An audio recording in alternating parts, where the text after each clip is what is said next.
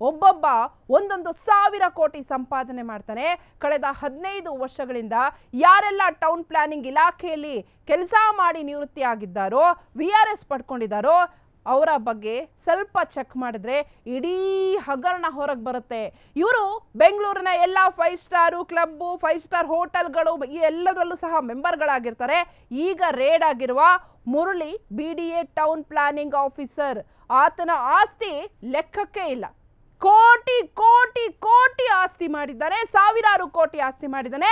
ದಯಮಾಡಿ ಲೋಕಾಯುಕ್ತರು ಮತ್ತು ಸರ್ಕಾರ 15 ವರ್ಷದಿಂದ ಟೌನ್ ಪ್ಲಾನಿಂಗ್ ಅಧಿಕಾರಿಗಳ ಬಗ್ಗೆ ತನಿಖೆ ಮಾಡಿ ಅವರ ಎಲ್ಲ ಆಸ್ತಿಗಳನ್ನ ಮುಟ್ಗೋಲ್ ಹಾಕೊಡಿ.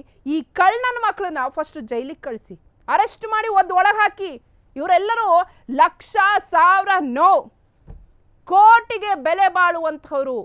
15 ವರ್ಷಗಳಿಂದ ಯಾರ್ಯಾರು ಟೌನ್ ಪ್ಲಾನಿಂಗ್ ಅಲ್ಲಿ ಇರೋರೆ 3 ಅಧಿಕಾರಿಗಳು. ಸೊ ಈಗ ಮತ್ತೆ VRS ಪಡ್ಕೊಂಡವ್ರು ಇದ್ದಾರೆ, ಈಗರೂ ಇದ್ದಾರೆ. ಇದೆ ಫಾರ್ ಎಕ್ಸಾಂಪಲ್ ಈಗ ಮುರಳಿ ಅವರು, DD ಮುರಳಿ, ಸೊ ಅವರು ಅಷ್ಟೇ.